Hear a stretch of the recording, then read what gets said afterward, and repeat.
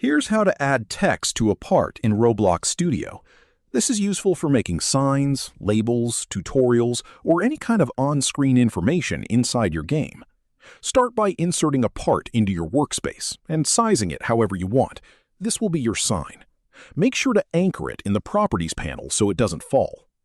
Next, hover over the part in the Explorer panel and click the plus button. From the list, add a Surface GUI. Then click the plus button on the Surface GUI and add a text label. You'll now see text appear on the surface of your part. Click on the text label to customize it. You can change the text itself, the font, the text color, and the size. Enable Text Scaled if you want the text to automatically fit the surface.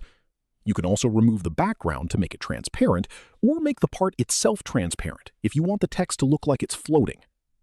That's all you need to add clean, readable text to any part in your game.